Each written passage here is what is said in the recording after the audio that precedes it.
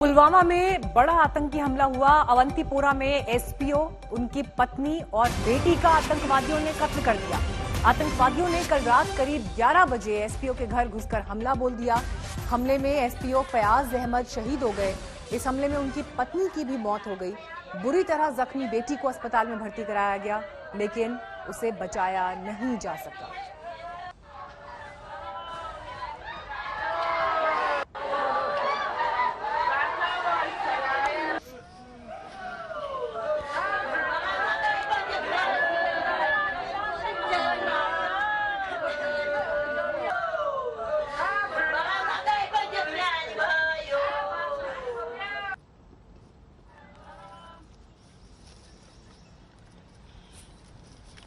रविवार रात करीब 11 बजे हथियारबंद लोग फयाज अहमद के घर जबरदस्ती घुस आए, उन पर फायरिंग शुरू कर दी, उनके परिवार पर फायरिंग शुरू कर दी।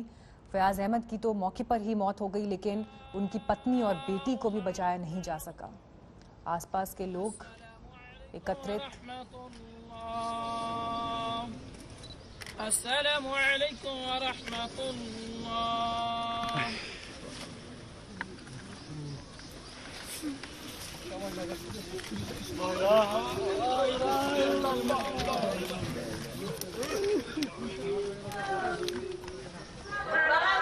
फयाज अहमद के आखिरी सफर की ये तस्वीरें आप देख रहे थे, लेकिन इस बीच परिवार की जो स्थिति है, ये तस्वीरें अपने आप में उसे बयां कर रही हैं। दुखों का पहाड़ इस परिवार पर टूट पड़ा है, क्योंकि सिर्फ फयाज अहमद नहीं गए, बल्कि उनकी पत्नी और बेटी को भी इस हमले के बाद बचाया नहीं जा सका।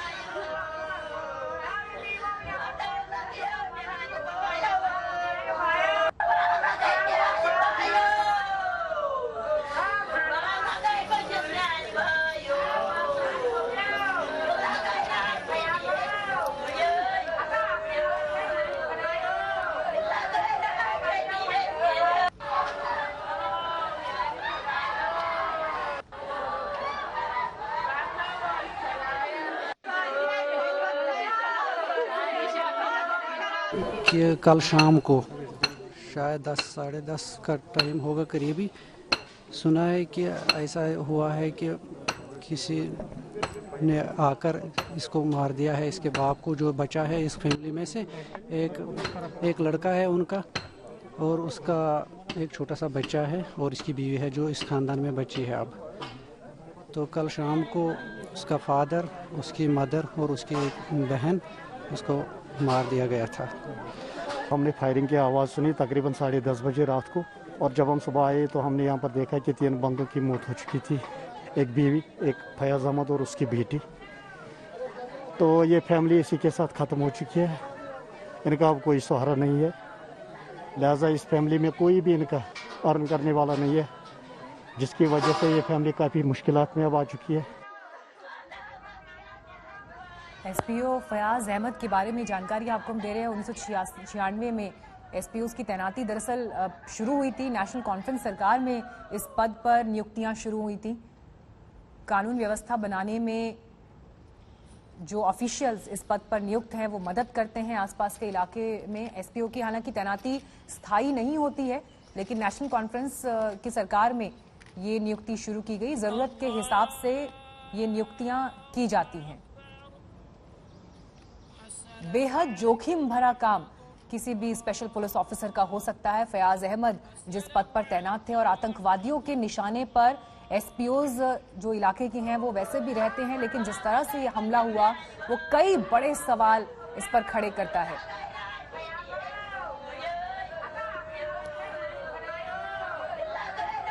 एक झटके में पूरा का पूरा परिवार खत्म हो गया। लेकिन ये अकेला हमला नहीं है। इससे पहले आपको याद होगा, मंगलवार को सीआईडी इंस्पेक्टर की हत्या इसी तरह से आतंकवादियों ने की थी नौगाम इलाके में।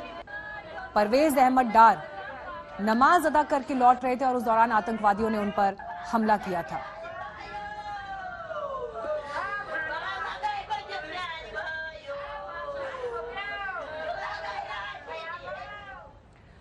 अगली खबर जम्मू एयरफोर्स स्टेशन से जुड़ी हुई, क्योंकि टेक्निकल एरिया के पास हुए धमाकों की जांच में एनआईए और आईबी लगे हुए हैं। जो इन्वेस्टिगेटिव एजेंसीज इस पूरे मामले को अब देख रही हैं, आपको हम दिखा रहे हैं, चप्पे चप्पे पर सबूत तलाशे जा रहे हैं। जो अभी तक जानकारी उपलब्ध है उसके मुताबिक आईईडी से यह हमला किया गया। मौके से विस्फोटक के अंश भी बरामद हुए हैं। दोनों आईईडी का वजन करीब 2 किलो रहा होगा, ऐसी जानकारी मिल रही है। हालांकि फॉरेंसिक जांच की रिपोर्ट 2 दिन के भीतर आ जाएगी। पाकिस्तान के आतंकवादी संगठनों पर इस हमले का शक है कि उन्होंने इस हमले को अंजाम दिया। जो ड्रोन इस्तेमाल किए गए उन्हें चीन से हासिल किया गया है। क्वाडकॉप्टर्स श्रेणी के ये ड्रोन थे जिनसे हमला हुआ, और हमले के बाद ये ड्रोन लौट गए, इनसे विस्फोटक गिराए गए एयरबेस पर। हालांकि मौके से ड्रोन का कोई अंश नहीं मिला है, इसीलिए ये संभावना जताई जा रही है कि ये ड्रोन वापस लौट गए। सिर्फ विस्फोटक के अंश वहां से मिले हैं। जम्मू में स्थित वायुसेना स्टेशन में हुए धमाकों की जो है जांच लगातार जारी है और सुरक्षा एजेंसियां जो है इस पूरे विषय को जो है बड़ी गंभीरता के साथ ले रही हैं। चाहे एनआईए हो, एनएसजी हो, जम्मू कश्मीर पुलिस हो, सीआरपीएफ हो, वायुसेना हो, भारतीय सेना हो, तमाम जो सुरक्षा एजेंसियां जो हैं वो जांच में जुट चुकी हैं। कल से जो है लगातार जांच जारी है और जहां पर ये धमाके हुए हैं वहां पर टीम्स गई हैं और वहां पर साक्ष्य जो हैं वो जमा किए जा रहे हैं, ताकि ये पता लगाया जा सके कि आखिरकार ये साजिश जो है किसने रची थी जम्मू के वायुसेना स्टेशन को दहलाने की। फिलहाल जो शुरुआती जांच हुई है उसके अनुसार ऐसा प्रतीत होता है कि एक ड्रोन के जरिए जो है ये धमाके करवाए गए। तो अगर पूरी जांच समाप्त होने के बाद ये चीज जो है फिर से सामने आती है कि ड्रोन के जरिए ही जो है हमले करवाए गए, तो ऐसा पहली बार देश में होगा कि आतंकवादियों ने जो है ड्रोन का इस्तेमाल किया है आतंकवादी वारदात को अंजाम करने के लिए। तो इसीलिए सुरक्षा एजेंसियां जो है इस पूरे विषय को जो है बड़ी ही गंभीरता के साथ ले रही हैं और साक्ष्य जोड़े जा रहे हैं ताकि उन लोगों तक पहुंचा जा सके जिन लोगों ने ये साजिश रची है। इस समय मैं मौजूद हूं जम्मू के वायुसेना स्टेशन के बाहरी और यहाँ पर जो है लगातार जो है कई सुरक्षा एजेंसियों की जो है टीमें जा रही हैं। कल से ही लगातार हमने देखा कि यहाँ एनएसजी भी आई, एनआईए की टीम भी आई और चाहे पुलिस हो, वायुसेना हो, तमाम जो यहाँ पर सुरक्षा एजेंसियां हैं वो जांच में जुटी हुई है। और जहां पर वो धमाके हुए, क्योंकि एक धमाका जो है इमारत की छत पे हुआ, दूसरा जो विस्फोटक पदार्थ जो गिरा है वो खाली स्पेस में यानी कि खाली जगह पे गिरा है, तो वहां पर साक्ष्य जोड़े जा रहे हैं। तो अभी तक जो बात सामने आ रही है ड्रोन की बात सामने आ रही है, लेकिन उस पर भी जो है 2 थ्योरियां अभी चल रही है कि आखिरकार ये जो ड्रोन है ये आया कहां से और आतंकवादियों ने इसको ऑपरेट कहां से किया। पहली थ्योरी जो है कि ये अंतर्राष्ट्रीय सीमा से आया होगा ड्रोन और पाकिस्तान ने इसको सीमा के पास से इसको ऑपरेट किया गया हो। जहां तक दूरी की बात है, वायुसेना स्टेशन जो जम्मू में है, सड़क मार्ग से अंतर्राष्ट्रीय सीमा तक इसकी दूरी जो है लगभग 30 किलोमीटर है और जहां तक वायु मार्ग की बात है तो ये लगभग 10 से 15 किलोमीटर इसकी दूरी है। रुक करते हैं अगली खबर का। खबर गाजियाबाद से, जहां पर कुछ बदमाशों ने कपड़ा कारोबारी के घर घुसकर कारोबारी समेत घर के 3 लोगों की हत्या कर दी। यह हत्या लूटपाट के इरादे से हुई या फिर इसके पीछे कोई रंजिश थी, हालांकि इसका खुलासा भी नहीं हो पाया है। व्यापारी रियाज और उसके 2 बेटों अज्जू और इमरान और उनकी पत्नी की उन्हें गोली मारी गई है, जिसमें रियाज और उनके दोनों बेटों की मौत हो गई, जबकि पत्नी की हालत अभी गंभीर बताई जा रही है। अरविंद ओझा इस वक्त मौजूद है हमारे साथ और जानकारी के साथ। अरविंद, एक तो अभी परिवार की क्या स्थिति है? पत्नी की हालत बेहद गंभीर बताई जा रही है। पुलिस का इन्वेस्टिगेशन कहां तक पहुंचा है? क्या वजह समझ आ रही है इस हमले की? जी देखिए, कल देर रात का ये पूरा वाकया है और यही वो कमरा है। आप देख पा रहे हैं कमरा काफी बिखरा हुआ है और इसी कमरे में 4 लोग थे, चारों को गोली मारी गई है, जिसमें रियाज जो कपड़ा व्यवसायी है उनकी मौत हो गई है, उनके जो 2 बेटे हैं इमरान उसके अलावा अज्जू उनकी भी मौत हो गई, जबकि पत्नी की हालत काफी गंभीर है। क्या हुआ था, कैसे ये पूरी घटना हुई थी, इसके बारे में बताइए। रात को 2 बजे करीब बदमाश आए, ऑन द स्पॉट पे मारा। On the spot? हाँ, एक हाजी जी को वहाँ मारा। कहाँ पे? उस जगह पे? हाँ, और छोटा बेटा यहाँ लेटा था। अच्छा। एक बीच वाला बेटा वहाँ था ऊपर। क्या मतलब क्या लूटपाट की लूट हाँ देखिए डकैती दिल दहलाने वाली वारदात है। और हालत ये है कि देखिए ये जो कपड़े का बहुत बड़ा शोरूम है और इसी के अंदर थी। हालत ये है कि ये जो वारदात हुई इसके बाद जो ये पूरा इलाका है वो पूरी तरह से सहम चुका है। कल देर रात की ये वारदात बताया जा रहा है कि बदमाश जो है वो घर के अंदर दाखिल होते हैं, उसके बाद 4 लोगों को ताबड़तोड़ गोलियां मार देते हैं, जिसमें जो व्यापारी है, कपड़ा व्यापारी रियाज, उनकी मौत हो गई। उसके अलावा उनके जो 2 बेटे इमरान और अज्जू, उनकी मौत हो गई। जो पत्नी है 60 साल की, वो बुरी तरह से घायल है। हालांकि सामान बिखरा हुआ है, लूट की शक्ल देने की भी कोशिश की जा सकती है इस वारदात को, ऐसा पुलिस का कहना है। पुलिस का कहना है कि अभी तक लूटपाट और रंजिश, ये 2 एंगल पर जांच की जा रही है, लेकिन काफी दिल दहला देने वाली वारदात है। बदमाश इस शोरूम के अंदर दाखिल होते हैं, उसके बाद ये पूरा लंबा रूट है, खून बिखरा हुआ है। और ये जो कमरा है जहां पर पूरा परिवार सो रहा था, पूरे के पूरे परिवार को गोली ताबड़तोड़ बदमाशों ने मार दी, जिसमें जो रियाज है और उनकी मौत हो गई है। उसके अलावा जो उनके 2 बेटे हैं उनकी मौत हो गई है। पत्नी घायल है, उनका अस्पताल में इलाज चल रहा है। पुलिस पूरे मामले की जांच कर रही है। कुछ सामान भी बिखरा हुआ है। फिलहाल ये आशंका जताई जा रही है, जो चश्मदीद है उनका कहना है, जो परिवार के लोग हैं, कि लूटपाट जो है वो एक मकसद हो सकता है। हालांकि रंजिश के एंगल पर भी पुलिस जांच कर रही है, लेकिन काफी दिल दहला देने वाला ये पूरी वारदात है। गाजियाबाद के लोनी इलाके की कपड़ा व्यवसायी, उनके 2 बेटों, उनकी पत्नी को गोली मारी गई है, जिसमें 3 लोगों की मौत हो गई है। पत्नी बुरी तरह से घायल है। गाजियाबाद के एसएसपी मौके पर आए थे, उन्होंने मौके का मुआयना किया था। उसके अलावा फिलहाल जो गाजियाबाद की क्राइम ब्रांच की टीम है मीनाक्षी, वो इस घर में मौजूद है। ठीक है अरविंद, आप आगे भी नजर बनाए रखें, आपसे अपडेट्स हम लेते रहेंगे। फिलहाल धन्यवाद अरविंद आपका इस जानकारी के लिए।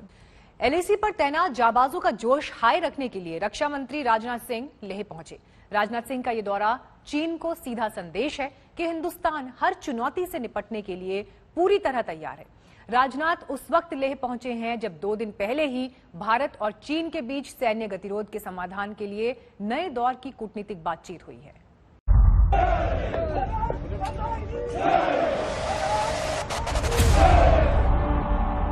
भारत माता का जय घोष रोमांच से भर देता है, रगों में जोश दौड़ने लगता है, वहीं दुश्मनों का दिल बैठता है। जब जब सेना के जवान ये उद्घोष करते हैं, तब तब सरहद पर बैठा दुश्मन दहशत में आ जाता है।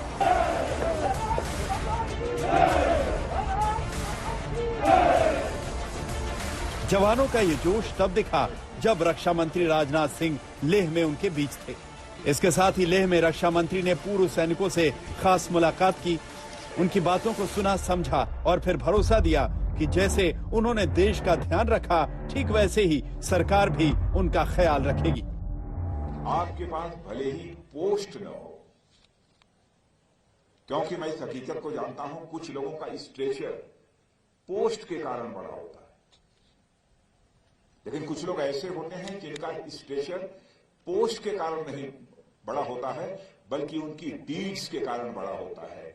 30-40 वर्षों से जो समस्या चली आ रही थी, वन रैंक वन पेंशन, क्योंकि हमारी मोदी जी से बात हुई थी और एक कार्यक्रम ले जाकर मोदी जी ने उसकी घोषणा भी की।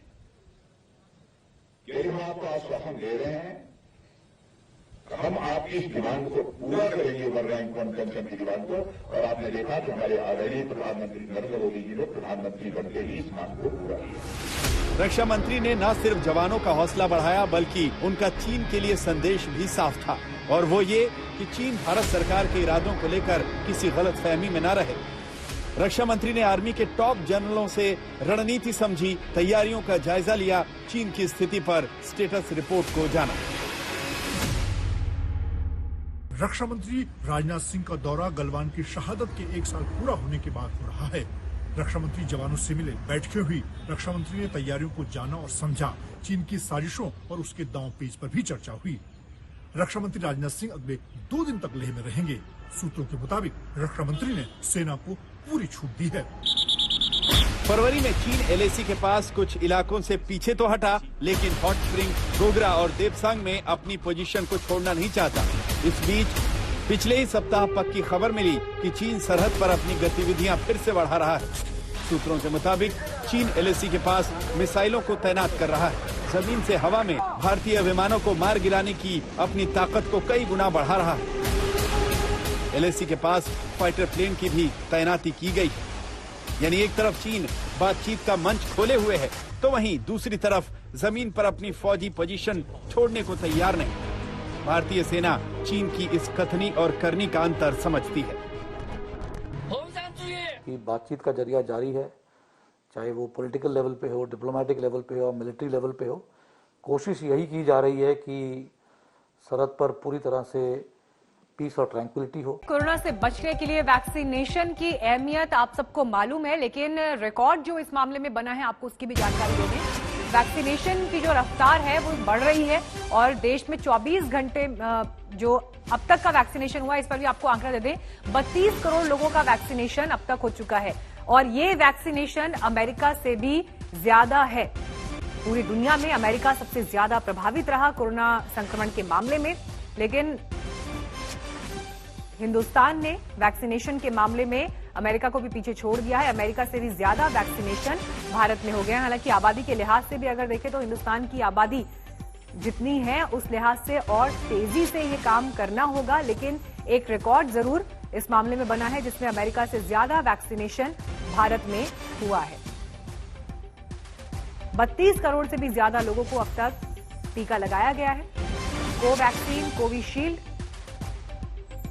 ये 2 वैक्सीन लग रहे हैं, लेकिन रशिया से मिले स्पुतनिक वैक्सीन को भी लगाने की आज से शुरुआत हो रही है। तो ये पूरी तस्वीर आपको हम इन आंकड़ों को लेकर दिखा रहे थे, लेकिन अब आपको बताते हैं ICMR की तरफ से जो एक स्टडी आई है तीसरी लहर और वैक्सीनेशन की जरूरतों को लेकर कुछ बड़े नतीजे तक ये पहुंची है। इस रिपोर्ट के हवाले से राहत की खबर है कि तीसरी लहर दूसरी लहर के मुकाबले कम घातक होगी। जरूर ये बात राहत देती है, लेकिन फिर भी हम सबको अलर्ट रहने की जरूरत है। वहीं इसके आने में 6 से 8 महीने की आशंका है। ये समय सीमा ICMR की स्टडी में बताई जा रही है कि 6 से 8 महीने में जो तीसरी लहर है वो आ सकती है। हालांकि दूसरी लहर के मुकाबले इसका असर कंपैरेटिवली तुलनात्मक रूप से कम हो सकता है। इस आशंका को लेकर वैक्सीन में भी तेजी से काम करने की अब जरूरत है।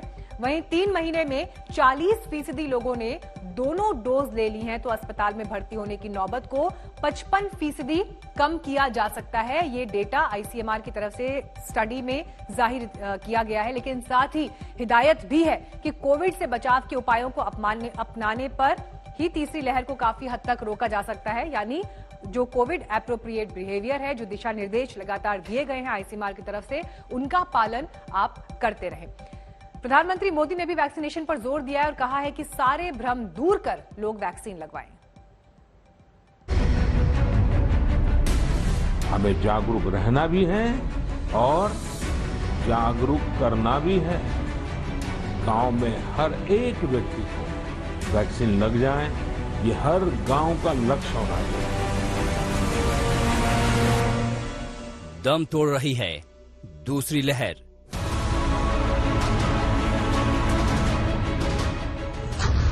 अब तीसरी लहर से निपटने की तैयारी।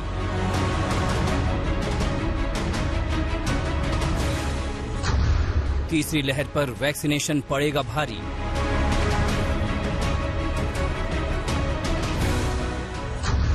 प्रधानमंत्री की अपील, हर कोई लगाए वैक्सीन।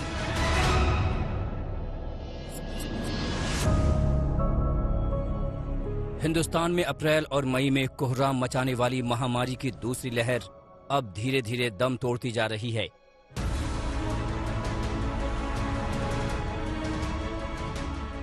तमाम राज्यों में नए मामले हर रोज गिरते जा रहे हैं, लेकिन तीसरी लहर की आशंका एक नया खौफ पैदा कर रही है।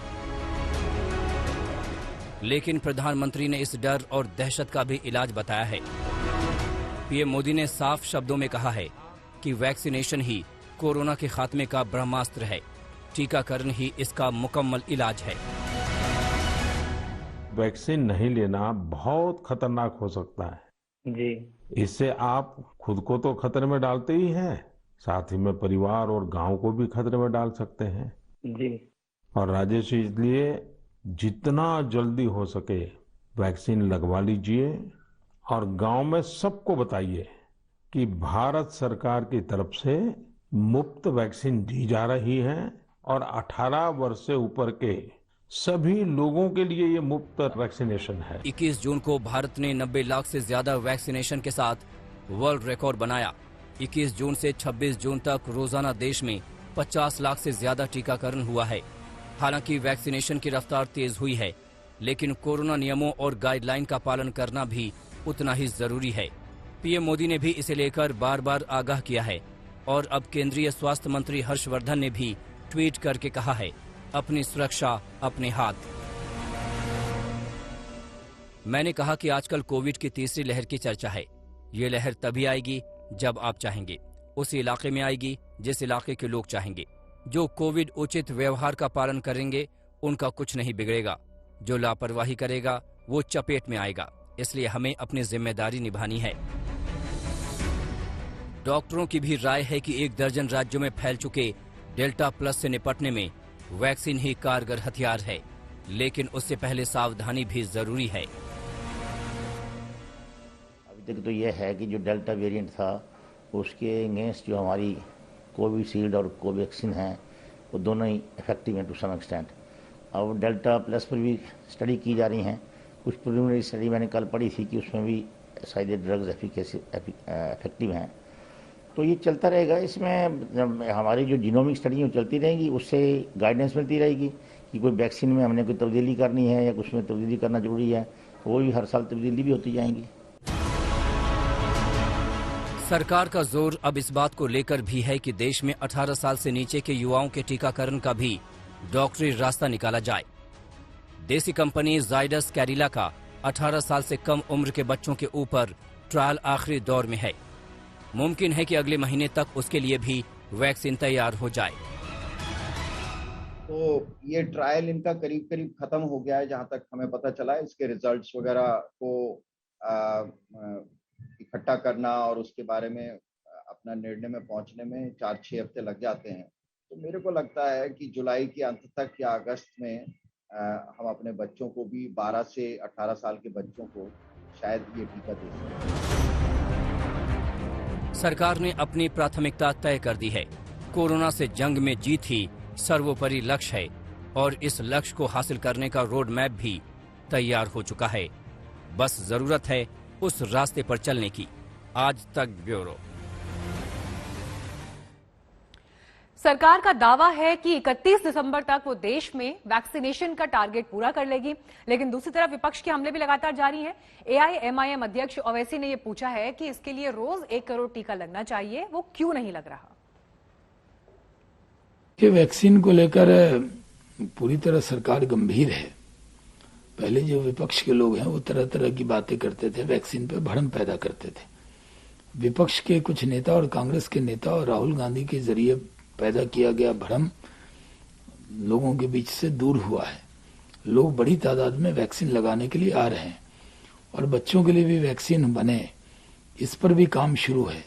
तो वो जब सही समय आएगा तो सरकार उस पर बताएगी। रोज 1 करोड़ लगना चाहिए, तभी तो जाकर आप दिसंबर तक जो आपका अडल्ट पॉपुलेशन है, जो आपके फ्रंटलाइन वर्कर्स हैं, जो हेल्थ वर्कर्स हैं, जो आपके 18 साल से ज्यादा के लोग हैं, उन सबको तो कर पाएंगे ना आप ही ने तो दावा किया था, हमने तो दावा नहीं किया। आप ही ने कहा कि हम करेंगे, आप गलत साबित हो रहे हैं। अब कोरोना पर आईसीएमआर के एक्सपर्ट ग्रुप ने भी हर रोज 1 करोड़ डोज का लक्ष्य तय किया है। दूसरी तरफ अब भी वैक्सीनेशन की रफ्तार इसके मुकाबले काफी कम है। देखिए, वैक्सीन नहीं लेना बहुत खतरनाक हो सकता है। इससे आप खुद को तो खतरे में डालते ही हैं, साथ ही में परिवार और गांव को भी खतरे में डाल सकते हैं। मन की बात में प्रधानमंत्री ने वैक्सीन का पैगाम दिया, सबके लिए वैक्सीन को जरूरी बताया, कोविड से बचाव का सबसे कारगर हथियार बताया। इस बचाव की तैयारी भी केंद्र ने काफी पहले से शुरू कर दी है। पीएम के 21 जून के ऐलान के बाद वैक्सीनेशन की रफ्तार तेज हो गई है। टीकाकरण का अभियान हाई स्पीड के मोड में है। अगर बीते कल की बात छोड़ दी जाए तो रोजाना 50 लाख से ज्यादा डोज लगाए जा रहे हैं। 22 जून को देश भर में 54,22,891 वैक्सीन के डोज लगे। वहीं 23 जून को ये आंकड़ा बढ़कर 64,83,589 हो गया। हालांकि 24 जून को इसकी रफ्तार थोड़ी कम हुई। 24 जून को 60,73,436 लोगों को वैक्सीन लगी, जबकि 25 जून को 61,20,464 लोगों ने वैक्सीन लगवाई। वहीं 26 जून को 58 लाख से ज्यादा लोगों ने वैक्सीन लगवाई, जबकि 27 जून यानी रविवार को 16,63,137 लोगों को वैक्सीन के डोज लगे। केंद्र सरकार ने सुप्रीम कोर्ट में वैक्सीनेशन पॉलिसी डॉक्यूमेंट का विवरण देते हुए हलफनामा भी दाखिल कर दिया है। शनिवार को केंद्र ने हलफनामे में स्वीकार किया कि वैक्सीन मिलने से दिक्कतों के कारण खरीद नीति बदलनी पड़ी। केंद्र ने माना कि राज्यों और छोटे निजी अस्पतालों को वैक्सीन हासिल करने में दिक्कत हो रही थी।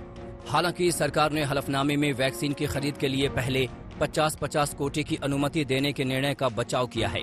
केंद्र ने तर्क दिया कि भारत का बड़ा हिस्सा पहले से ही स्वास्थ्य देखभाल के लिए निजी अस्पतालों पर निर्भर है, न कि सरकारी अस्पतालों पर।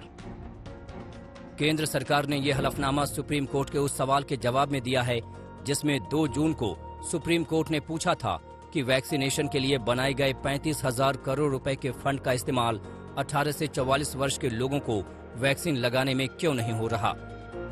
इसके बाद ही केंद्र सरकार ने वैक्सीन खरीदने की जिम्मेदारी खुद ली थी। अब केंद्र सरकार ने देश में वैक्सीन की उपलब्धता को लेकर एक अनुमान पेश किया है, जिसके मुताबिक अगस्त से दिसंबर के दौरान देश में वैक्सीन की कुल 135 करोड़ डोज उपलब्ध होंगी, जिसमें 50 करोड़ डोज कोविशील्ड की, 40 करोड़ डोज को वैक्सीन की, बायो-ई की 30 करोड़, जाइडस कैडिला की 5 करोड़ और स्पुतनिक वी की 10 करोड़ डोज शामिल हैं। संपूर्ण टीकाकरण को लेकर मोदी सरकार ने मोर्चा संभाल लिया है। 31 दिसंबर तक देश के 93 से 94 करोड़ वयस्क नागरिकों के वैक्सीनेशन का लक्ष्य तय किया गया है। कोविड वर्किंग ग्रुप के चेयरमैन एन.के. अरोड़ा ने आज कहा कि रोजाना 1 करोड़ लोगों के टीकाकरण का लक्ष्य है। भारत के इतिहास में टीकाकरण का इतना बड़ा अभियान कभी नहीं चला है। अगर भारत कोरोना मुक्त संपूर्ण वैक्सीनेशन युक्त हुआ तो ये अभियान दुनिया के सामने नजीर साबित हो सकता है। आज तक ब्यूरो। एक तो देश में अब भी रोजाना 1 करोड़ वैक्सीन का टारगेट हासिल नहीं किया जा सका है। दूसरी तरफ वैक्सीन को लेकर वहम और बहाने भी जमीन पर दिखाई दे रहे हैं। बिहार के ऐसे ही एक इलाके से हमारे संवाददाता सुजीत कुमार झा की ये रिपोर्ट देखिए। इस साल के दिसंबर तक 6 करोड़ वैक्सीन बिहार सरकार को देना है और ये लक्ष्य रखा गया है। लेकिन ग्रामीण क्षेत्रों में घूमने पर यह पता चलता है कि बहुत सारे लोग अभी वैक्सीन नहीं ले रहे हैं या उन्हें किसी प्रकार की शंका है। हम मौजूद हैं कटिहार के देवीपुर गांव में और ये 20 नंबर वार्ड है। हमारे साथ वार्ड कमिश्नर सदस्य हैं यहाँ पर अनवर जी, ये बताइए कि हमें सूचना मिली है इस वार्ड में जो 930 जो लोग हैं उन्होंने वैक्सीन नहीं लिया, एक भी आदमी ने नहीं लिया, क्या वजह है बताइए। वैक्सीन लेंगे सर, सभी आदमी लेंगे। कुछ हवा है कि मर जाता है, बीमार हो जाता है, लेकिन उसको तैयार करेंगे, दिलाएंगे वैक्सीन। आप तैयार कर रहे हैं? जी करेंगे तैयार। आपने लिया है? नहीं, हम तो सर नहीं लिए हैं अभी। वो डायबिटीज है, इसके लेकर के कुछ डॉक्टर से सलाह लिए थे तो बोला कि आपको थोड़ा तकलीफ ज्यादा हो जाएगा। आपने वैक्सीन लिया है? नहीं। क्यों? कहता है सभी लोग की मर जाता है सुई लेने से। लेने से मर जाता है? हाँ, बहुत सारे लोग ले रहे हैं तो बहुत सारा लोग ले रहा है तो बहुत सारी मर भी रहा है सर। मर रहा है? कहाँ मर रहा है? बहुत बिहार में मर रहा है, शहर में मर रहा है। अच्छा, नहीं लेने पर क्या होगा? नहीं लेने पर तो ऊपर वाला मारना है तो मारेगा, जिलाना है तो जिएंगे। हम लोग हर घर में जा करके आशा के मार्फत और जीविका दीदी और आंगनबाड़ी दीदी सभी लोग जो है घूम रहे हैं, घर घर घूम रहे हैं और सभी लोग जाके बता रहे हैं कि ये लेना है और ये अच्छी है, ये दवाई से किसी तरह का कोई नुकसान नहीं है, आप लोग लीजिए, विश्वास करिए। लेकिन ये लोग हैं कि थोड़ा सा ये लोग झिझक रहे हैं, लेकिन धीरे धीरे अब जो है हवा बदल रही है और लोगों का कहना है कि अब लेंगे। हाँ जी। मुखिया, सरपंच, इनके द्वारा जो लोगों के बीच में या बीडीओ और सीईओ इनके द्वारा जो बीच में आ करके एक कैंप लगा करके लोगों के बीच में यह करना चाहिए था, वह नहीं हुआ।